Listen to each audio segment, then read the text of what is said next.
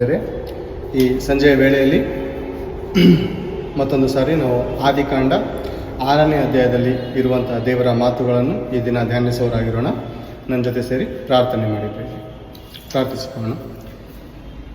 ನಮ್ಮನ್ನು ಶಾಶ್ವತ ಪ್ರೇಮದಿಂದ ಪ್ರೀತಿಸಿದ ತಂದೆ, ನಿಮಗೆ ಸ್ತೋತ್ರಗಳು ತಂದೆ, ಕೃತಜ್ಞತೆಗಳು ತಂದೆ. ಈ ದಿನದವರೆಗೂ ನಮ್ಮನ್ನು ಕಾಯ್ದು ಕಾಪಾಡಿ ನಡೆಸುತ್ತಾ ಬಂದಿದ್ದಕ್ಕಾಗಿ ಸ್ತೋತ್ರಗಳು ತಂದೆ. ಈ ದಿನ ನಿಮ್ಮ ಮಾತುಗಳನ್ನು ಹೇಳುವುದಕ್ಕೆ ಒಳ್ಳೆಯ ಸಮಯವನ್ನು ನೀವು ಒದಗಿಸಿಕೊಟ್ಟಿದ್ದಕ್ಕಾಗಿ ನಿಮಗೆ ಸ್ತೋತ್ರಗಳು ತಂದೆ. ಹೇಳುವಂಥ ಮಾತುಗಳು ಕೇವಲ ನಿಮ್ಮ ಆತ್ಮನ ಪ್ರೇರೇಪಣೆಯಿಂದ ಬರುವುದಕ್ಕೆ ಸಹಾಯ ಮಾಡಿ ನಾನು ನಡೆಸಿರಿ ಎಂದು ಈ ಪ್ರಾರ್ಥನೆಯನ್ನು ನನ್ನ ರಕ್ಷಕನಾದ ಕ್ರಿಸ್ತೇಸುವಿನಿಂದ ಪ್ರಾರ್ಥಿಸಿ ಬೇಡಿ ಹೊಂದಿದ್ದೇನಪ್ಪ ತಂದೆ, ಆಮೇಲೆ.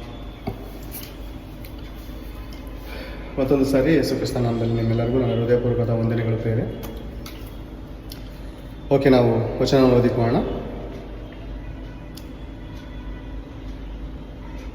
ನಾವು ನೋಡಿದ ಪ್ರೇರೆ, ಕಳೆದ ದಿನಮಾನಗಳಲ್ಲಿ ಆದಿಕಾಂಡ 6ನೇ ಅಧ್ಯಾಯ 12ನೇ ವಚನದವರೆಗೂ ನಾವು ನೋಡ್ಕೊಂಡು ಪ್ರೇರೆ. ಈ ದಿನ ಆದಿಕಾಂಡ 12 ಮತ್ತು ಮುಂತಾದ ವಚನಗಳಲ್ಲಿ ನಾವಿರುವಂಥ ದೇವರ ಮಾತುಗಳನ್ನು ಈ ದಿನ ಧ್ಯಾನಿಸೋಣ. ದೇವರು ಲೋಕವನ್ನು ನೋಡಿದಾಗ ಅದು 6:12. ದೇವರು ಲೋಕವನ್ನು ನೋಡಿದಾಗ ಅದು ಕೆಟ್ಟು ಹೋಗಿತ್ತು, ಭೂನಿವಾಸಿಗಳೆಲ್ಲರೂ ತಮ್ಮ ನಡವಳಿಕೆಯನ್ನು ಕೆಡಿಸಿಕೊಂಡಿದ್ದರು. ಭೂನಿವಾಸಿಗಳೆಲ್ಲರೂ ತಮ್ಮ ನಡವಳಿಕೆಯನ್ನು ಕೆಡಿಸಿಕೊಂಡಿದ್ದರು ಪ್ರೇರೆ. ಯಾವ ರೀತಿ ಕೆಡಿಸ್ಕೊಂಡಿದ್ದರು ಅಂತ ನಾವು ಕಳೆದ ದಿನಮಾನಗಳಲ್ಲಿ ನೋಡಿದ ಪ್ರೇರೆ. ಭಯಂಕರವಾದ ರೀತಿಯಲ್ಲಿ ದೇವರ ಮನಸ್ಸನ್ನು ನೋವುಂಟು ಮಾಡುವಂಥ ರೀತಿಯಲ್ಲಿ ಅವರ ನಡವಳಿಕೆಗಳು, ಅವರ ಪ್ರವರ್ತನೆಗಳು ಕೆಡಿಸ್ಕೊಂಡಿದ್ದರು ಪ್ರೇರೆ. ದೇವರು ನೋಡ್ತಾ ಇದ್ರು, ಅಂದರೆ ದೇವರು ನೋಡ್ತಾವ್ರಂತೆ ಪ್ರೇರೆ. ನಾವೇನು ಅನ್ಕೋತೀವಿ, ದೇವರಿಗೆ ಮೋಡ ಅಡ್ಡ ಇದೆ, ದೇವ್ರಿಗೆ ಏನೂ ಕಾಣಿಸಲ್ಲ. ನಮ್ಮ ತಂದೆ ತಾಯಿ ಕಾಣಿಸ್ತಾ ಇರ್ಬೋದು, ಸುತ್ತಮುತ್ತಲಿರುವಂಥ ಜನರಿಗೆ, ಬಂಧು ಬಾಂಧವರಿಗೆ, ಅಣ್ಣ ತಮ್ಮ ಅಕ್ಕ ತಂಗಿಯರಿಗೆ ಕಾಣಿಸ್ತಾ ಇರ್ಬೋದು ಪ್ರೇರೆ. ದೇವರಿಗೆ ರಾತ್ರಿ ಅಲ್ಲ, ರಾತ್ರಿ ಕೂಡ ಹಗಲಂತೆ. ಮತ್ತು ದೇವರಿಗೆ ಎಲ್ಲವೂ ಸ್ಪಷ್ಟವಾಗಿ ಕಾಣಿಸುತ್ತೆ ಪ್ರೇರೆ. ನಮ್ಮ ಹಾಗೆ ಆತನಿಗೆ ಕತ್ಲೆಯಲ್ಲಿ ಕಾಣಿಸಲ್ಲ ಅನ್ನೋದಿಲ್ಲ ಪ್ರೇರೆ. ದೇವರಿಗೆ ಸ್ಪಷ್ಟವಾಗಿ ಎಲ್ಲ ಸಮಯದಲ್ಲೂ ಕಾಣುತ್ತೆ. ದೇವರ ಬಗ್ಗೆ ನೀವು ತಿಳ್ಕೋಬೇಕಾದ್ದು ತುಂಬ ಇದೆ ಪ್ರೇರೆ. ಪ್ರಪಂಚದಲ್ಲಿರುವಂಥ ಅನೇಕ ಮಾನವರು ದೇವರ ಬಗ್ಗೆ, ದೇವರ ಆಲೋಚನೆಯನ್ನು ಅರಿಯದೆ ತಮಗೆ ಇಷ್ಟ ಬರುವಂಥ ರೀತಿಯಲ್ಲಿ ಅವರ ಜೀವಿತಗಳಾಗಿದೆ ಪ್ರೇರೆ. ಆಲೋಚನೆ ಮಾಡೋಣ. ದೇವರು ಲೋಕವನ್ನು ನೋಡಿದಾಗ, ಲೋಕ ಒಂದೇ ಸರಿ ನೋಡೋದಕ್ಕಾಗತ್ತಾ ದೇವ್ರ ಕೈಯಲ್ಲಿ? ಏನು ಪ್ರೇರೆ, ನಾವು ನೋಡಿದ್ರೆ ಎಷ್ಟು ದೂರವರೆಗೂ ದೃಷ್ಟಿ ಕಾಣಿಸುತ್ತೆ ನಮಗೆ? ಆಲೋಚನೆ ಮಾಡಿ. ನಾವು ನೋಡುವಾಗ ಇಲ್ಲಿಂದ ಕೆಳಗಡೆ ನೋಡುವಾಗ ಕಾಣಿಸುತ್ತೆ, ಇನ್ನು ಸ್ವಲ್ಪ ಎತ್ತರದಿಂದ ಕೆಳಗಡೆ ನೋಡುವಾಗ ಸ್ವಲ್ಪ ಚಿಕ್ಕದಾಗಿ ಕಾಣಿಸುತ್ತೆ, ಇನ್ನೂ ಸ್ವಲ್ಪ ಎತ್ತರವಾಗಿ ನೋಡುವಾಗ ಬೇರೆ ನಮಗೆ ಸ್ಪಷ್ಟವಾಗಿ ಕಾಣಲ್ಲ. ನಾವು ನಿಂತಿರೋ ಬಿಲ್ಡಿಂಗ್ ಕೆಳಗಡೆನೆ ಕಾಣಿಸಲ್ಲ ಬೇರೆ. ದೇವರು ಲೋಕವನ್ನು ನೋಡ್ತಾ ಇದ್ದಂದ್ರೆ ಆತನ ಕಣ್ಣು ಎಷ್ಟು ದೊಡ್ಡದಿರ್ಬೋದು, ಆತನ ದೇಹ ಎಷ್ಟು ದೊಡ್ಡದಿರ್ಬೋದು. ಲೋಕವನ್ನು ಒಂದೇ ದೃಷ್ಟಿಗೆ ನೋಡ್ತಾ ಇದ್ದಾರೆ ದೇವರು. ಆಲೋಚನೆ ಮಾಡಿ ಈ ಮಾತು. ದೇವರು ಲೋಕವನ್ನು ನೋಡಿದಾಗ, ಲೋಕವೆಲ್ಲ ಸುತ್ಕೊಂಡು ಬಂದು ನೋಡಿದ್ರು ಅಂತ ಇಲ್ಲ. ಇಲ್ಲಿ ಮ್ಯಾಲಿನ ಒಂದೇ ದೃಷ್ಟಿಗೆ ಲೋಕವನ್ನು ನೋಡ್ತಾ ಇದ್ದಂದ್ರೆ ಈ ಲೋಕ ಎಷ್ಟು ಚಿಕ್ಕದಿರ್ಬೋದು ದೇವ್ರ ದೃಷ್ಟಿಲಿ, ಆತನು ಎಷ್ಟು ಉನ್ನತನಾಗಿರ್ಬೋದು. ಆಲೋಚನೆ ಮಾಡಿದ್ದೇವೆ. ಲೋಕವು ನೋಡಿದಾಗ ಅದು ಕೆಟ್ಟು ಹೋಗಿತ್ತು ಅಂತ. ತಂದೆ ಲೋಕವನ್ನು ಸೃಷ್ಟಿ ಮಾಡಿ ಮಾನವರಿಗೆ ನೀವು ನೀತಿವಂತರಾಗಿ ಬದುಕ್ರಿ, ಭಕ್ತರಾಗಿ ಜೀವಿಸ್ರಿ, ಮತ್ತೊಬ್ಬನನ್ನು ದೋಚ್ಕೋಬೇಡಿ, ಮತ್ತೊಬ್ಬನನ್ನು ದ್ವೇಷಿಸಬೇಡಿ, ಮತ್ತೊಬ್ಬನ ಮೇಲೆ ಸುಳ್ಳು ಸಾಕ್ಷಿ ಹೇಳಬೇಡಿ, ಮತ್ತೊಬ್ಬನ ರಕ್ತವನ್ನು ಸುರಿಸಬೇಡಿ, ಮತ್ತೊಬ್ಬನ ಹೆಂಡತಿಯನ್ನು, ಗಂಡಾಳನ್ನು ಮುಂತಾದನ್ನು ನೀವು ಆಶಿಸಬೇಡಿ ಅಂತ ದೇವರು ಕೆಲವೊಂದು ಆಜ್ಞೆಗಳನ್ನು ಕೊಟ್ಟು ನಮ್ಮನ್ನು ಪ್ರೇರೆ ಈ ಲೋಕದಲ್ಲಿ ನಡೆಸುತ್ತಿರುವಾಗ, ಆದರೆ ಮನುಷ್ಯರೇನಾಗಿದ್ದಾರೆ ಅಂದರೆ ಪ್ರೇರೆ ತಮಗೆ ಆದಂಥ ಇಷ್ಟ ಬಂದಂಥ ರೀತಿಯಲ್ಲಿ ಅವರ ಜೀವಿತಗಳಾಗಿದೆ ಪ್ರೇರೆ. ಒಬ್ಬನು ಈ ಮಾರ್ಗದಲ್ಲಿ ಹೋದರೆ ಆತನಿಗೆ ಸ್ವರ್ಗ, ಒಬ್ಬನು ಈ ಮಾರ್ಗದಲ್ಲಿ ಹೋದರೆ ಆತನಿಗೊಂದು ಸ್ವರ್ಗ ಅಂತ ಹೇಳಿ ಒಬ್ಬೊಬ್ಬರು ಒಂದೊಂದು ಸ್ವರ್ಗ, ಇದು ನಮಗೆ ಸ್ವರ್ಗ ಸಿಗ್ತೈತೆ ಅಂದ್ಕೊಂಡು ಮಾಯದಲ್ಲಿ ಹೋಗ್ತಾ ಇದ್ದಾರೆ ಪ್ರೇರೆ. ಅದು ದೇವರು ಹೇಳುವಂಥ ಮಾತು.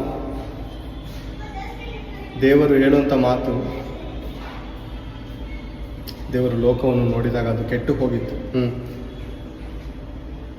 ಆಗ ದೇವರು ನೋಹನಿಗೆ ಎಲ್ಲ ದೇಹಿಗಳಿಗೂ ಅಂತ್ಯವನ್ನು ತೀರ್ಮಾನಿಸಿದ್ದೇನೆ. ಎಲ್ಲ ದೇಹಿಗಳಿಗೂ ಅಂತ್ಯವನ್ನು ತೀರ್ಮಾನಿಸಿದ್ದೇನೆ ಅಂದರೆ ಅಂತ್ಯವನ್ನು ತೀರ್ಮಾನಿಸುವಂಥ ದೇವರು ಯಾರು? ಮನುಷ್ಯನಿಗೆ ಅಂತ್ಯವನ್ನು ತೀರ್ಮಾನಿಸುವಂಥ ದೇವರು ಯಾರು? ಆಲೋಚನೆ ಮಾಡಿ ಪ್ರೇರೆ. ಈ ಮಾತು ಹೇಳಬೇಕಂದ್ರೆ ಗಡ್ಸ್ ಇರಬೇಕು ಪ್ರೇರೆ. ಆ ದೇವರು ಈ ಮಾತು ಹೇಳ್ತಾ ಇದ್ದಾನಂದ್ರೆ ದೇವರ ಬಲವನ್ನು ನೀವು ಗ್ರಹಿಸಿರಿ.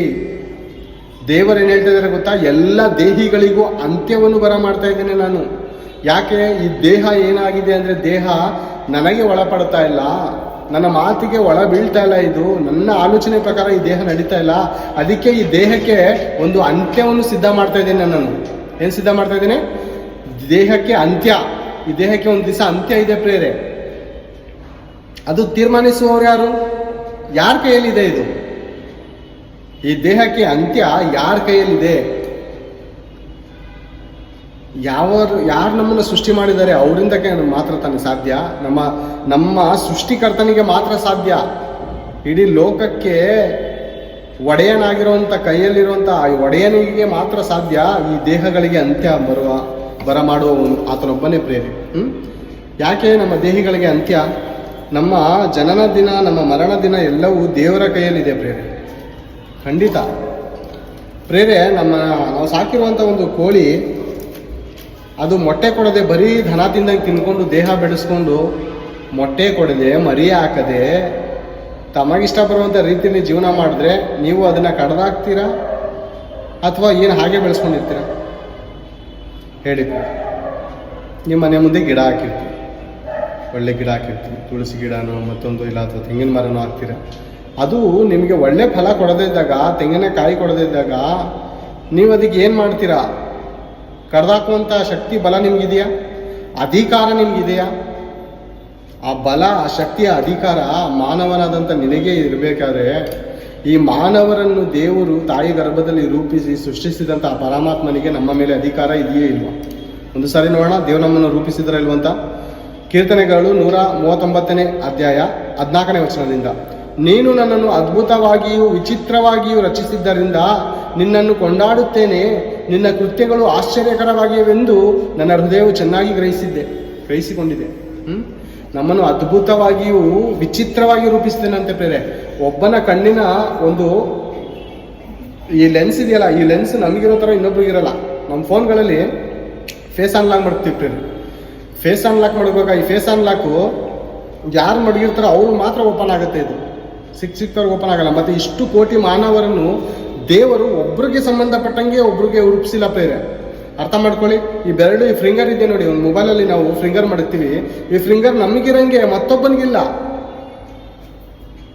ಈ ಕಿವಿ ಇದೆ ನೋಡಿ ಪ್ರೇರೆ, ಈ ಕಿವಿ ಕೂಡ ಹಾಗೇನೆ.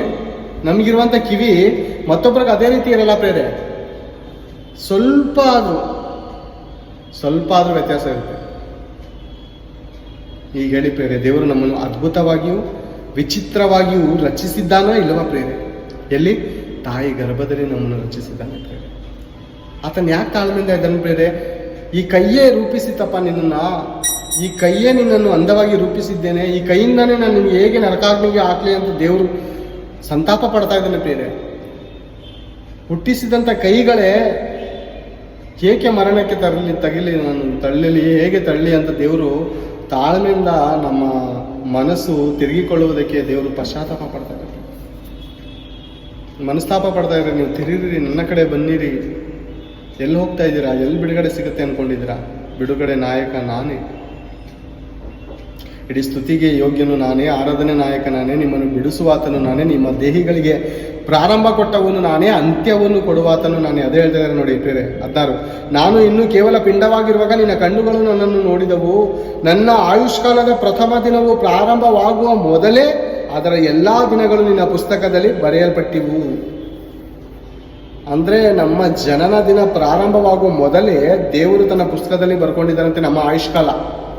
ಅಂದರೆ ನಮ್ಮ ದೇಹಕ್ಕೆ ಪ್ರಾರಂಭ, ನಮ್ಮ ದೇಹಿಗಳಿಗೆ ಅಂತ್ಯ ಯಾರ ಕೈಯಲ್ಲಿದೆ? ಆ ಸರ್ವೇಶ್ವರನ ಕೈಯಲ್ಲಿದೆ ಪ್ರೇರೆ. ಆ ಪರಮಾತ್ಮನ ಕೈಯಲ್ಲಿದೆ. ಎಲ್ಲ ದೇಹಿಗಳಿಗೂ ಅಂತ್ಯ ಆ ದೇವರ ಕೈಯಲ್ಲಿದೆ ಪ್ರೇರೆ. ಆಲೋಚನೆ ಮಾಡಿ ಈ ಮಾತು. ಅದಕ್ಕೆ ದೇವರ ಹೆಸರೇನು ಗೊತ್ತಾ? ಆತನೇ ಆದಿಯು ಅಂತ್ಯವು, ವರ್ತಮಾನ ಭೂತ ಭವಿಷ್ಯತ್ ಕಾಲಗಳಲ್ಲಿ ಇರುವವನು ಮತ್ತು ಸದಾ ಜೀವಿಸುವವನು. ನಮ್ಮಂಥವ್ರು ಈ ಲೋಕದಲ್ಲಿ ಕೋಟ್ಯಾಂತರ ಜನ ಬಂದರು, ಕೋಟ್ಯಾಂತರ ಜನ ಈ ಭೂಲೋಕ ಎಂಬುವಂಥ ಮನೆಯನ್ನು ಖಾಲಿ ಮಾಡ್ಕೊಂಡು ಹೋದ್ರು. ದೇವರು ನಿನ್ನೆ ಈ ಹೊತ್ತು ನಾಳೆಯೂ ಸದಾ ಜೀವಿಸುವವನು.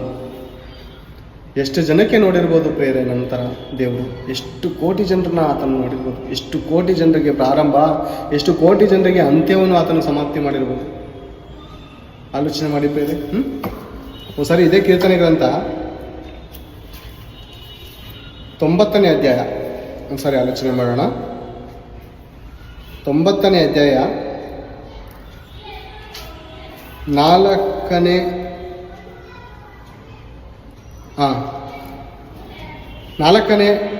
ವಚನ 5ನೇ ವಚನ. 90ನೇ ಕೀರ್ತನೆಗಳು 90ನೇ ಅಧ್ಯಾಯ 3, 4 ಅಥವಾ 4, 3, 4, 5. ಓಕೆನಾ? ಮನುಷ್ಯರೇ ಸಾಯಿರಿ ಎಂದು ಆಜ್ಞಾಪಿಸಿ ಅವರನ್ನು ಪುನಃ ಮಣ್ಣಿಗೆ ಸೇರಿಸುತ್ತೀ. ಅರ್ಥ ಮಾಡ್ಕೊಳ್ಳಿ. ಮನುಷ್ಯರೇ ಸಾಯಿರಿ ಎಂದು ಆಜ್ಞಾಪಿಸಿ, ದೇವರು ಸಾಯಿರಿ ಅಂತ ಬಾಯಿ ಬಿಟ್ಟು ಹೇಳಿದ್ರೆ ಸತ್ತೋಗ್ತೀವ? ಖಂಡಿತ. ಆತನ ಬಾಯಿ ಮಾತಿನಲ್ಲಿ ಶಕ್ತಿ ಇದೆ, ಆತನ ಬಾಯಿ ಮಾತಿನಲ್ಲಿ ಪ್ರೇರೆ ಜನನ ಇದೆ, ಆತನ ಬಾಯಿ ಮಾತಿನಲ್ಲಿ ಮರಣ ಇದೆ. ಅರ್ಥ ಮಾಡ್ಕೊಳ್ಳಿ. ಸಾಯಿರಿ ಅಂತ ಹೇಳಿದ್ರೆ ಸಾಯ್ತೀವ? ಖಂಡಿತ ಸಾಯ್ತೀವಿ ಪ್ರೇರೆ. ಆತ ಮಾತಿನಲ್ಲಿರುವಂಥ ಪವರನ್ನು ಆಲೋಚನೆ ಮಾಡಿ. ಮನುಷ್ಯರೇ ಸಾಯಿರಿ ಎಂದು ಆಜ್ಞಾಪಿಸಿ ಅವರನ್ನು ಪುನಃ ಮಣ್ಣಿಗೆ ಸೇರಿಸ್ತೀವಿ. ಪುನಃ ಮಣ್ಣಿಗೆ ಸೇರಿಸ್ತಾ ಇದ್ದೀನಿ ಅಂದರೆ ಮಣ್ಣಿನಿಂದ ಬಂದಿದ್ದೇವೆ. ಮಣ್ಣಿನಿಂದ ಮಾನವ,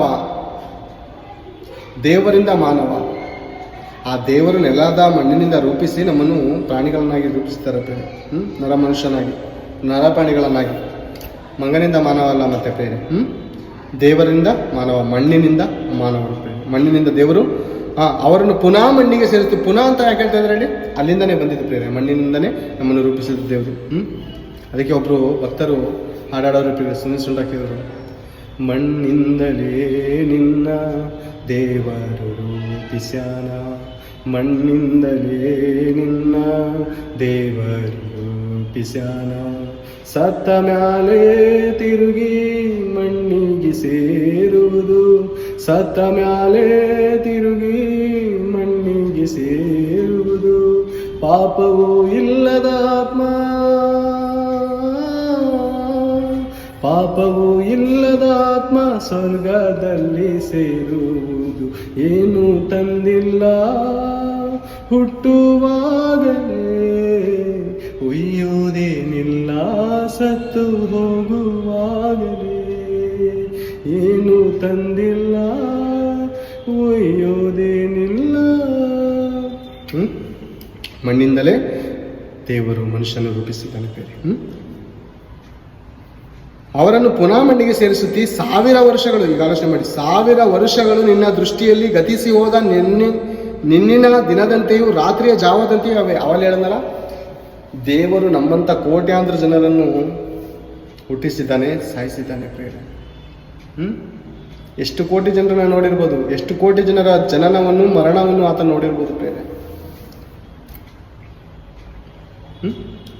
ಆಲೋಚನೆ ಮಾಡೋದು ಪ್ರೇರೆ. ಈ ಮಾತುಗಳಲ್ಲಿರುವಂಥ ಅರ್ಥ ನಿಜವೂ, ಇದರ ಭಾವಗಳು ನಿಮ್ಗೆ ಅರ್ಥ ಆದರೆ ದೇವರ ಮಹಾ ದಯೆ ಬೈಬಲಲ್ಲಿದೆ ಪ್ರೇರೆ. ದೇವರ ಗ್ರಂಥ ಇದು ಪ್ರೇರೆ, ದೇವರ ಮನಸ್ಸು ಇದು, ದೇವರ ಮಹಾಜ್ಞಾನ ಇದು, ದೇವರ ಮಹಾಪ್ರೀತಿ ಇದರಲ್ಲಿದೆ ಪ್ರೇರೆ. ಆಲೋಚನೆ ಮಾಡಿ ಪ್ರೇರೆ, ಮೋಸ ಹೋಗ್ಬಿಡಿ. 1000 ವರ್ಷಗಳು ನಿನ್ನ ದೃಷ್ಟಿಯಲ್ಲಿ ಗತಿಸಿ ಹೋದ ನಿನ್ನಿನ ದಿನದಂತೆಯೂ ರಾತ್ರಿಯ ಜಾವದಂತೆಯೂ ಅವೆ. ನೀನು ಮನುಷ್ಯರನ್ನು ಪ್ರವಾಹದಿಂದ ಬಡಕೊಂಡು ಹೋಗುತ್ತಿ, ಅವರು ನಿದ್ರೆಗೆ ಸಮಾನರೇ, ಅವರು ಹೊತ್ತಾರೆಯಲ್ಲಿ ಚಿಗುರುವ ಹುಲ್ಲಿನಂತಿದ್ದಾರೆ. ಅದು ಉದಯದಲ್ಲಿ ಬೆಳೆದು ಹೂ ಬಿಡುತ್ತದೆ, ಸಂಜೆಯಲ್ಲಿ ಹುಯ್ಯಲ್ಪಟ್ಟು ಒಣಗಿ ಹೋಗುತ್ತದೆ. ಆಲೋಚನೆ ಮಾಡಿಬಿಟ್ಟಿದೆ. ಮುಂಜಾನೆಯಲ್ಲಿ ಚಿಗುರುತ್ತದೆ, ಸಂಜೆಯಲ್ಲಿ ಏನಾಗುತ್ತೆ? ಬಾಡಿ ಹೋಗುತ್ತದೆ. ಮನುಷ್ಯನ ಜೀವಮಾನವು ಎಂಥದ್ದು? ಅದು ಸ್ವಲ್ಪ ಹೊತ್ತು ಕಾಣಿಸಿಕೊಂಡು ಆಮೇಲೆ ಕಾಣದೇ ಇರುವ ಹಬೆಯಂತೆ ಇರುತ್ತದಲ್ಲ. ಮುಂಜಾನೆಯಲ್ಲಿ ಚಿಗುರುವಂಥ ಈ ಹೂವು ಸಂಜೆಯಲ್ಲಿ ಬಾಡು ಹೋಗುವಂಥದ್ದು ಹೂವಿನ ಸಮಾನ ಮನುಷ್ಯನ ಜೀವಮಾನವು. ಈ ದೇಹವು ಅಂಥದ್ದೇ ಆಗಿದೆ ಪ್ರೇರೆ. ಇದು ಹೋಗುವಂಥದ್ದಾಗಿದೆ, ಇದು ಶಾಶ್ವತವಲ್ಲ. ಈ ಲೋಕ ನಮಗೆ ಶಾಶ್ವತವಲ್ಲಣ್ಣ, ಒಂದು ದಿವಸ ಹೋಗಲೇಬೇಕಣ್ಣ. ಏನು ಇಲ್ಲದೆ ಬಂದೆ ನಾವು, ಏನು ಇಲ್ಲದೆ ಹೋಗ್ತೀವಿ, ಏನು ತೆಗೆದುಕೊಳ್ಳೋದು ಏನೂ ಇಲ್ಲ. ಮತ್ತು ಯಾಕೆ ಪ್ರೇರೆ ಮೋಸದ ಜೀವನ, ವ್ಯಭಿಚಾರದ ಜೀವನ, ಕಳ್ಳತನದ ಜೀವನ, ಯಾಕೆ ದ್ವೇಷದ ಜೀವನ? ಏನು ಸಿಗುತ್ತೆ ಅಂತ ಪ್ರೇರೆ?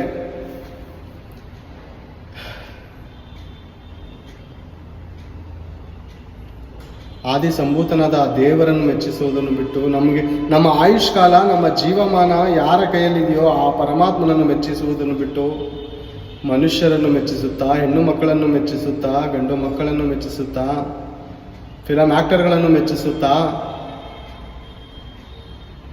ಸುತ್ತಮುತ್ತಲಿರುವಂಥ ಜನರನ್ನು ಮೆಚ್ಚಿಸ್ತಾ ಇದ್ದೀವಾ? ಇವ್ರು ಯಾರು ನಮಗೆ ಸ್ವರ್ಗ ಕೊಡಲ್ಲ ಪ್ರೇರೆ. ಆ ವೈಕುಂಠಕ್ಕೆ ಕರ್ಕೋಗೋದಕ್ಕೆ ಇವರು ಶಕ್ತರಲ್ಲ ಪ್ರೇರೆ. ಮನುಷ್ಯರು ಎಷ್ಟು ಮಾತ್ರದವನು, ಅವನು ಕೇವಲ ಉಸಿರು ಪ್ರೇರೆ. ನಮ್ಮ ಹಾಗೆ ನಿಮ್ಮ ಹಾಗೆ ಸಾಯುವಂಥ ಮನುಷ್ಯನು ಇಲ್ಲ, ಅವರ ಹಾಗೆ ನಾವು ಸಾಯ್ತೀವಿ ಪ್ರೇರೆ. ಮನುಷ್ಯರು ಎಷ್ಟು ಮಾತ್ರದವನು, ಅವನು ಕೇವಲ ಉಸಿರು ಪ್ರೇರೆ. ಆತನ ಪ್ರಾಣ ಹೋಗಲು, ಆತನ ಹಗೆತನ, ಕಹಿ, ಹೊಟ್ಟೆ ಕಿಚ್ಚು, ಕಕ್ಷಾಭೇದ, ಭಿನ್ನಮತ, ಮತ್ಸರ ಎಲ್ಲ ಹೋಗ್ಬಿಡುತ್ತೆ ಪ್ರೇರೆ ಮಣ್ಣಲ್ಲಿ. ಏನು ಮಾಡೋಕ್ಕಾಗಲ್ಲ. ಮಾನವನನ್ನು ನೆಚ್ಚಬೇಡಿರಿ, ಪ್ರಭುಗಳ ಮೇಲೆ ಭರವಸೆಯನ್ನಿಡಬೇಡಿರಿ. ದೇವರನ್ನೇ ನಂಬಿ ಆತನನ್ನೇ ಆಶ್ರಯಿಸಿರಿ. ಆತನು ಇಕ್ಕಟ್ಟಿನಲ್ಲಿ ವಿಶೇಷ ಸಹಾಯಕನು, ಕಷ್ಟದಲ್ಲಿ ವಿಮೋಚಕನು, ದುರ್ಗವು, ಕೋಟೆಯು, ಬಂಡೆಯು ದೇವರಾಗಿದ್ದಾನೆ ಪ್ರೇರೆ, ಮಾನವನಲ್ಲ ಪ್ರೇರೆ. ಆತನು ನಮ್ಮ ಹಾಗೆ ಹುಲ್ಲು, ಆತನು ನಮ್ಮ ಹಾಗೆ ಹೂ ಪ್ರಿಯರೇ. ಹೂವನ್ನು ನಂಬಿದ್ರೆ ನಾವು ಬಾಡೋಗ್ತೀವಿ, ಅದು ಬಾಡೋಗುತ್ತೆ. ಆಲೋಚನೆ ಮಾಡೋಣ ಈ ಮಾತು. ನೀನು ಮನುಷ್ಯರನ್ನು ಪ್ರವಾಹದಿಂದ ಬಡ್ಕೊಂಡು ಹೋಗುತ್ತಿ, ಅವರು ನಿದ್ರೆಗೆ ಸಮಾನರೇ. ಒಂದು ದಿವಸಕ್ಕೆ ಎಷ್ಟು ಜನ ಸಾಯ್ತಾರೆ ಗೊತ್ತಾ? ಸುಮಾರು 20,000 ಜನ ಜನ್ಮ ತಗೋಬೋದು, ಸಾಯೋದು ಜಾಸ್ತಿ ಲಿಸ್ಟ್ ಇದೆ. ಆಕ್ಸಿಡೆಂಟ್ಗಳಲ್ಲಿ, ಅಪಘಾತಗಳಲ್ಲಿ, ರೋಗದಲ್ಲಿ, ಸೂಸೈಡಲ್ಲಿ, ಇದೆಲ್ಲ ಆಲೋಚನೆ ಮಾಡಿ ಪ್ರೇರೆ. ಮತ್ತು ಬಲಾತ್ಕಾರಗಳಲ್ಲಿ ಸಾಯೋರು ಎಷ್ಟು ಜನ ಪ್ರೇರೆ? ಸಾಯ್ತಾ ಇರೋರು ಲಕ್ಷಾಂತರ ಜನ, ಹುಡ್ತಾ ಇರೋದು 1000 ಜನ. ಮತ್ತೆ ಹೋಯ್ತಾ ಜನಸಂಖ್ಯೆ ಏನಾಗುತ್ತೆ ಗೊತ್ತಾ? ಕಡಿಮೆ ಆಗುತ್ತೆ ಪ್ರೇರೆ. ಆ ಕಡಿಮೆ ಲಿಸ್ಟಲ್ಲಿ ನಾವು ನೀವು ಇದ್ದೀವೇನೋ ಆಲೋಚನೆ ಮಾಡೋಣ. ಆ ಕಡಿಮೆ ಲಿಸ್ಟಲ್ಲಿ ನಾವು ನೀವಿದ್ದೀವ? ಆಲೋಚನೆ ಮಾಡೋಣ ಪ್ರೇರೆ. ಅದು ಉದಯದಲ್ಲಿ ಬೆಳೆದು ಹೂ ಬಿಡುತ್ತದೆ, ಸಂಜೆಯಲ್ಲಿ ಕುಯ್ಯಲ್ಪಟ್ಟು ಒಣಗಿ ಹೋಗುತ್ತದೆ. ದೇವರು ಹೂ ಬಿಡೋದಕ್ಕೋಸ್ಕರ ನಮಗೆ ಈ ಜನ್ಮ ಕೊಟ್ಟಿದ್ದಾನೆ ಪ್ರೇರೆ. ಒಳ್ಳೆ ಹೂ ಬಿಡಬೇಕು, ಸುಗಂಧವಾದಂಥ ಹೂ ಬಿಡಬೇಕು, ಸುವಾಸನೆಯ ಹೂ ಬಿಡಬೇಕು ಪ್ರೇರೆ.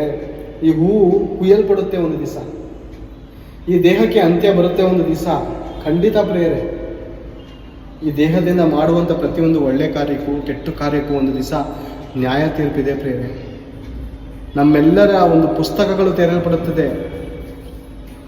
ನಮ್ಮ ಜೀವಿತದಲ್ಲಿ ಮಾಡಿರುವಂಥ ಪ್ರತಿಯೊಂದು ಕಾರ್ಯಗಳಿಗೆ ನ್ಯಾಯ ತೀರ್ಪಿದೆ ಪ್ರೇರೆ. ಆಲೋಚನೆ ಮಾಡಿ, ಗಮನಕ್ಕೆ ತಗೊಳ್ಳಿ ಈ ಮಾತು. ನಮ್ಮ ಪ್ರತಿಯೊಂದು ಕೃತ್ಯಗಳು ದೇವರ ಪುಸ್ತಕದಲ್ಲಿ ಬರೆಯಲ್ಪಡುತ್ತೆ ಪ್ರೇರೆ. ಪುಸ್ತಕದಲ್ಲಿ ಇದೆ ಪ್ರೇರೆ ಅದೆಲ್ಲ. ನಮ್ಮ ಜನನ ದಿನದಿಂದ ನಾವು ಮಾಡಿದಂಥ ಕೃತ್ಯಗಳು ಮರಣ ದಿನದವರೆಗೂ ಪ್ರೇರೆ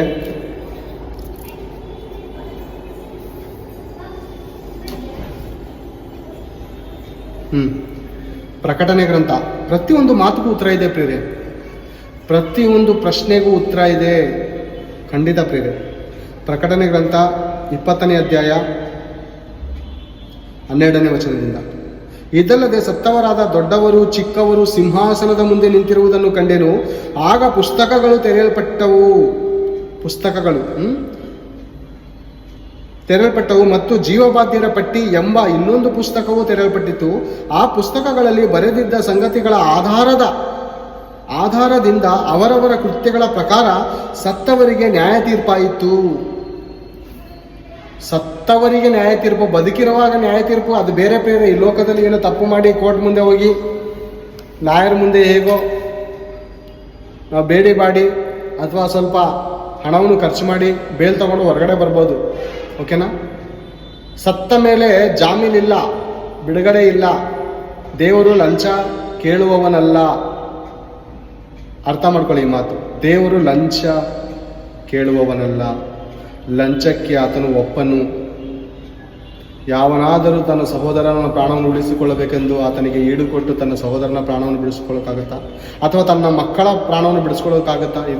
ಏನು ಬೇರೆ ಮಕ್ಕಳಿಗೆ ಅಡ್ಡದಿಡ್ಡಿ ಬಿಟ್ಬಿಟ್ಟಿರ್ತಾರೆ ಬೇರೆ ರೋಡಲ್ಲಿ, ನಾಯಿಗಳಾಗಿ ಸುತ್ತಾಡೋದಕ್ಕೆ ಮಕ್ಕಳುಗಳಿಗೆ ಬಿಟ್ಬಿಟ್ಟಿರ್ತೀವಿ, ಹೋಗೋ ಎಂಜಾಯ್ ಮಾಡೋ ಅಂತ.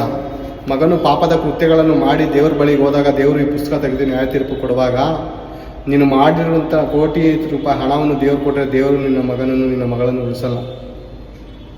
ದೇವರು ಲಂಚ ಕೇಳುವವನಲ್ಲ, ಯಾವ ಈಡು ಮುಟ್ಟನು. ಆಲೋಚನೆ ಮಾಡಿ, ಇಡೀ ಪ್ರಪಂಚವೇ ಆತನದು, ಚಿನ್ನ ಬೆಳ್ಳಿ ಬಂಗಾರ ಎಲ್ಲ ಆತನದೇ, ಎಲ್ಲ ಆತನಿಗೋಸ್ಕರ ಸೃಷ್ಟಿಸಲ್ಪಟ್ಟು ಆತನಿಗಾಗಿಯೇ ಅದೇ, ಎಲ್ಲ ದೇವರಿಗೋಸ್ಕರನೇ ಪ್ರೇರಿಗಳು. ದೇವರಿಗೆ ಮತ್ತೆ ಹೋಗುತ್ತೆ ಅದು. ಆಲೋಚನೆ ಮಾಡಿ. ಮತ್ತೊಂದ್ಸರಿ ಓದ್ತೀನಿ ನಿಮಗೋಸ್ಕರ. ಇದಲ್ಲದೆ ಸತ್ತವರಾದ ದೊಡ್ಡವರು ಚಿಕ್ಕವರು ಸಿಂಹಾಸನದ ಮುಂದೆ ನಿಂತಿರುವುದನ್ನು ಕಂಡೆನು.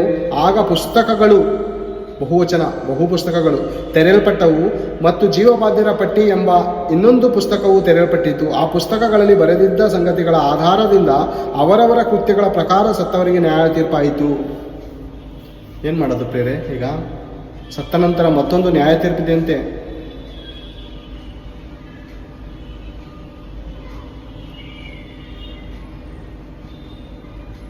ನಮ್ಮ ಜೀವನ ಆಲೋಚನೆ ಮಾಡಬೇಕು ಪ್ರೇರೆ. ಏನೋ ಹುಟ್ಟಿದ್ದೇವೆ, ತಿಂತಾ ಇದ್ದೇವೆ, ಕುಡಿತಾ ಇದ್ದೀವಿ, ವಸ್ತ್ರವನ್ನು ಧರಿಸ್ಕೊತಾ ಇದ್ದೀವಿ, ಪಾರ್ಟಿ ಮಾಡ್ತಾ ಇದ್ದೀವಿ, ಎಲ್ಲ ಚೆನ್ನಾಗಿದೆಯಲ್ಲ ಅಂತ ನಾವು ಅನ್ಕೋತೀವಿ ಪ್ರೇರೆ. ಈ ದಿನ ಪ್ರೇರೆ ನನಗೆ ಮರಣ ಬಂದರೆ, ನನಗೆ ಮರಣ ಬಂದರೆ ಏನು ಮಾಡೋದು? ನಾನೊಬ್ಬನೇ ಸಾಯ್ತೀನ?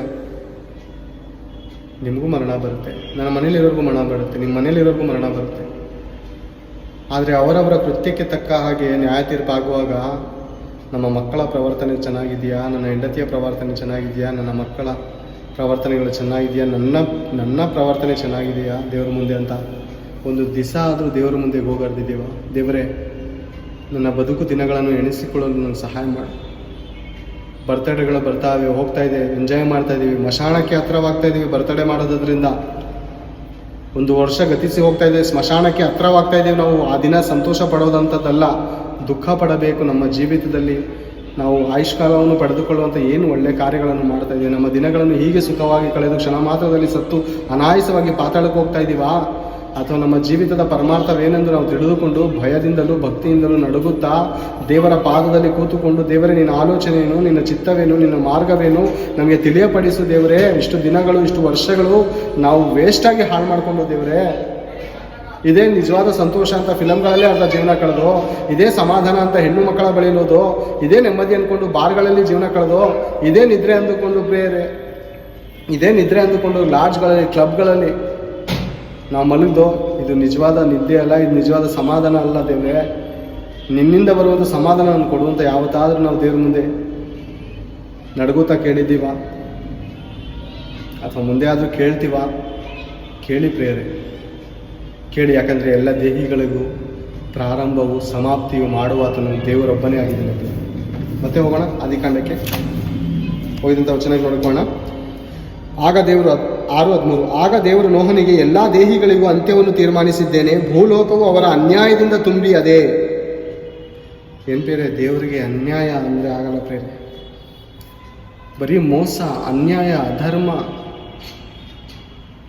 ನ್ಯಾಯ ಇಲ್ಲ. ನ್ಯಾಯಸ್ಥಾನದಲ್ಲಿ ನ್ಯಾಯ ಇಲ್ಲ, ಸ್ನೇಹಿತರ ಮಧ್ಯದಲ್ಲಿ ನ್ಯಾಯ ಇಲ್ಲ, ಕಷ್ಟದಲ್ಲಿ ಸಹಾಯ ಮಾಡಿದವನಿಗೆ ನ್ಯಾಯ ಇಲ್ಲ ಪ್ರೇರೆ.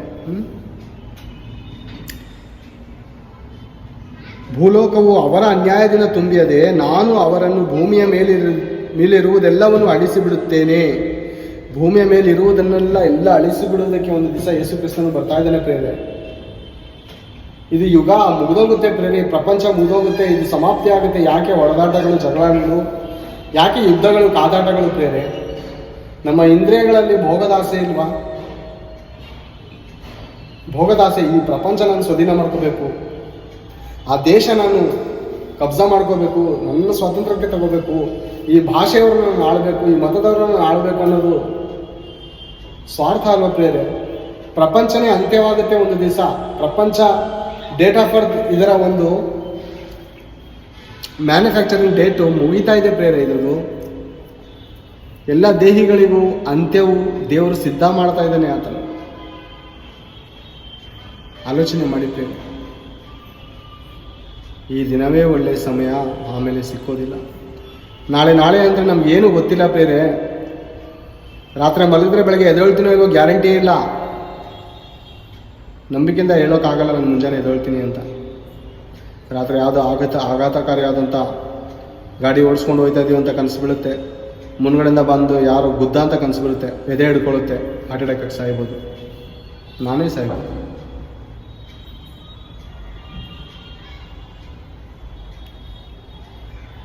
ಅಲ್ವಾ? ಮರಣ ಪ್ರತಿಯೊಬ್ಬರಿಗೂ ಇದೆ ಪ್ರೇರೆ. ಜನನ ಮರಣ ಕೊಡುವಂಥ ದೇವರನ್ನು ಒಂದು ಸಾರಿ ಆದುಕೊಳ್ಳಿ ಪ್ರೇರೆ. ನಿಮ್ಮ ಮನಸ್ಸನ್ನು ತೆರೆದು ದೇವರಿಗೆ ಜಾಗ ಕೊಡಿರಿ. ನಿಮ್ಮ ಮನಸ್ಸನ್ನು ತೆರೆಯಿರಿ ಪ್ರೇರೆ. ಎಂತೆಂತಕ್ಕೋಸ್ಕರ ನಾವು ಮನಸ್ಸು ತೆಗಿತೀವಲ್ಲ ಪ್ರೇರೆ. ಹೆಣ್ಣಿಗೋಸ್ಕರ ತೆಗಿತೀವಿ, ಹಣ್ಣಿಗೋಸ್ಕರ ತೆಗಿತೀವಿ, ಮನುಷ್ಯರ ಮೇಲೆ ಅಭಿಮಾನಕ್ಕೋಸ್ಕರ ಹೃದಯವನ್ನು ತೆಗಿತಾ ಇದ್ದೀವಿ. ದೇವರ ಮಾತು ಯೇಸು ಕ್ರಿಸ್ತನ ಸುವಾರ್ತೆಯನ್ನು ಬರುವಾಗ ಯಾಕೆ ನಿಮ್ಮ ಹೃದಯವನ್ನು ತೆರೆದು ಒಂದು ಸಾರಿ ನೀವು ಯಾಕೆ ಅದನ್ನು ಕೇಳ್ತಾ ಇಲ್ಲ ಪ್ರೇರೆ? ಏನಾಗಿದೆ ನಿಮಗೆ? 5 ನಿಮಿಷ ನಿಮ್ಮ ಬಳಿಯಲ್ಲಿ ದೇವರ ಮಾತುಗಳನ್ನು ಹೇಳೋದಕ್ಕೆ ಬಂದವರನ್ನು ನೀವು ತಿರಸ್ಕಾರ ಮಾಡ್ತಾ ಇದ್ರಲ್ಲ.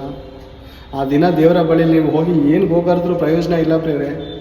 ಐಶ್ವರ್ಯವಂತನು ಲೂಕನ ಬರೆದ ಸುವಾರ್ತೆ 16ನೇ ಅಧ್ಯಾಯ 19ನೇ ವಚನ ನೋಡುವಾಗ ತಿನ್ನುತ್ತಾ ಕುಡಿಯುತ್ತಾ ಸರ್ವ ಸುಖಗಳನ್ನು ಅನುಭವಿಸುತ್ತಾ ಹಾಯಾಗಿದ್ದನು ಪ್ರೇರೆ.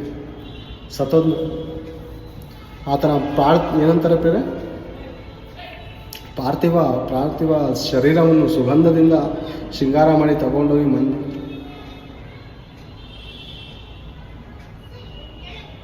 ಆ ದೇಹ ಸತ್ತ ನಂತರ ಆ ಆತ್ಮದ ಸಮೇತ ಪಾತಾಳದಲ್ಲಿ ಯಾತನೆ ಪಡ್ತೈತೆ. ಆ ವಿಷಯ ಯಾರಿಗಾದ್ರೂ ಗೊತ್ತಾ? ಎಲ್ಲಾದರೂ ಹೋದರೂ ಸ್ವರ್ಗಕ್ಕೆ ಏನು ಪ್ರೇರೆ? ಟಿಕೆಟ್ ಕನ್ಫರ್ಮಾ? ವೇಟಿಂಗ್ ಲಿಸ್ಟಲ್ಲಿದೆಯಾ? ಆಲೋಚನೆ ಮಾಡಿ. ಈ ಲೋಕದ ಟ್ರೈನಲ್ಲಿ ಹೋಗೋ ಟಿಕೆಟ್ಗಳೇ, ಫ್ಲೈಟಲ್ಲಿ ಹೋಗುವಂಥ ಟಿಕೆಟ್ಗಳೇ ವೇಟಿಂಗ್ ಲಿಸ್ಟ್ ಇರುವಾಗ ನಾವು ನಂಬಿ ಸ್ವರ್ಗಕ್ಕೆ ಕಳಿಸಿದವರು ಡೈರೆಕ್ಟ್ ಅಲ್ಲೇ ಹೋಗಿದ್ದಾರಾ ಅಥವಾ ವೇಟಿಂಗ್ ಲಿಸ್ಟಲ್ಲಿ ಇದ್ದಾರಾ ಅಂತ ಆಲೋಚನೆ ಮಾಡಿ ನಮ್ಮ ಪ್ರತಿಯೊಂದು ಕೃತ್ಯಗಳು ದೇವರ ಮುಂದೆ ತೆರೆಯಲ್ಪಡುತ್ತೆ. ಅದಕ್ಕೆ ಭಕ್ತರು ಶನೇಶ್ವರಕ್ಕೆ ಅವರು ತುಂಬ ಅರ್ಥಗರ್ಭಿತವಾದ ಇನ್ನೊಂದು ಚರಣ ಹಾಡಿದ್ದಾರೆ, ಒಂದು ಹಾಡು. ಕಣಕವೊಂದು ಕಾಣ್ತಾರೆ ಇವರು ಹೊಂಚ ಹಾಕುತ್ತಾರ. ಕಣಕವೊಂದು ಕಾಣ್ತಾರೆ ಇವರು ಹೊಂಚ ಹಾಕುತ್ತಾರ. ಹೋಗ್ತೇನಿ ಅಂತಾರ ದೇವರ ಮುಂದೆ ಹೆಂಗ ನಿಲ್ಲುತ್ತಾರ. ಹೋಗ್ತೇನಿ ಅಂತಾರ ದೇವರ ಮುಂದೆ ಹೆಂಗ ನಿಲ್ಲುತ್ತಾರ. ಇವರು ಹೆಂಗ ನಿಲ್ಲುತ್ತಾರ, ಇವರು ಹೆಂಗ ನಿಲ್ಲುತ್ತಾರ, ಇವರು ಹೆಂಗ ನಿಲ್ಲುತ್ತಾರ, ಇವರು ಹೆಂಗ ನಿಲ್ಲುತ್ತಾರ. ಎಲ್ಲಾರ ಹೇಳ್ತಾರೆ ಸ್ವರ್ಗಕ್ಕೆ ಹೋಗ್ತೀನಿ, ಎಲ್ಲಿಗೆ ಹೋಗ್ತಾರಣ್ಣ? ಎಲ್ಲಾರ ಹೇಳ್ತಾರೆ ಸ್ವರ್ಗಕ್ಕೆ ಹೋಗ್ತೀನಿ, ಎಲ್ಲಿಗೆ ಹೋಗ್ತಾರಣ್ಣ?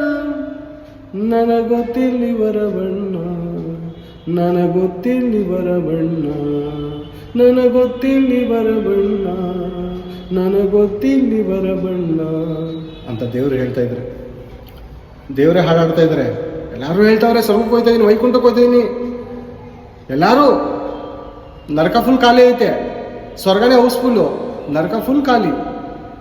ಯಾರು ಇಷ್ಟಪಡ್ತಾರೆ? ಯಾರು ಇಷ್ಟಪಡೋಲ್ಲ. ನೀನು ಇಷ್ಟಪಡೋದ್ರಿಂದ ಸ್ವರ್ಗ, ನೀನು ಇಷ್ಟಪಡೋದ್ರಿಂದ ನರಕ ಅಲ್ಲ. ದೇವ್ರು ಇಷ್ಟಪಡೋದ್ರಿಂದ ಸ್ವರ್ಗ, ದೇವ್ರು ಇಷ್ಟಪಡೋದ್ರಿಂದ ನರಕ. ಇದು ಸತ್ಯ. ನಾವು ಅಂದ್ಕೊಳ್ಳೋದು ಸುಳ್ಳು, ದೇವರು ಅಂದ್ಕೊಳ್ಳೋದು ಸತ್ಯ. ಆದ್ದರಿಂದ ನಾವು ಕೇವಲ ದೇವರನ್ನೇ ಮೆಚ್ಚಿಸುವವರಾಗಿರೋಣ. ಎಲ್ಲ ದೇಹಿಗಳಿಗೂ ಅಂತ್ಯ ಮಾಡುವುದ ಸಮಯ ಬರೋಕ್ಕಿಂತ ಮುಂಚೆ ನಾವು ದೇವರ ಪಾದವನ್ನು ಗಟ್ಟಿಯಾಗಿ ಹಿಡ್ಕೊಳ್ಳೋಣ ಪ್ರೇರೆ. ದೇವರನ್ನು ಗೋಗರ್ದಿ ಕೇಳೋಣ. ದೇವರೇ, ಇನ್ನೂ ಸ್ವಲ್ಪ ವರ್ಷ ಅನೇಕ ತಪ್ಪು ಮಾಡಿದ್ದೀನಿ, ಪಾಪ ಮಾಡಿದ್ದೀನಿ ದೇವರೇ, ಪಶ್ಚಾತ್ತಾಪ ಪಡೋದಕ್ಕೆ ನಾನು ಸಮಯ ಕೊಡು ದೇವರು.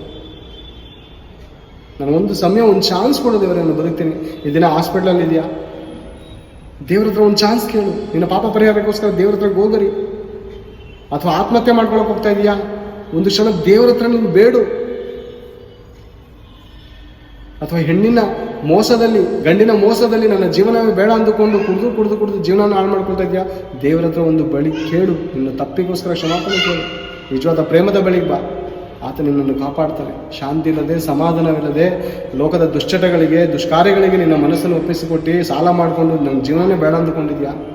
ದೇವರು ಮತ್ತೊಂದು ಜೀವನವನ್ನು ಕೊಟ್ಟು ನಿನ್ನ ಪಾಪವನ್ನು ಪರಿಹಾರ ಮಾಡೋದಕ್ಕೆ ಯೇಸು ಕ್ರಿಸ್ತನು ಶಕ್ತನಾಗಿದ್ದಾನೆ ಅಂತ ಹೇಳುತ್ತಾ ನನ್ನ ಮಾತುಗಳನ್ನು ಮುಗಿಸ್ತಾ ಇದ್ದೇನೆ.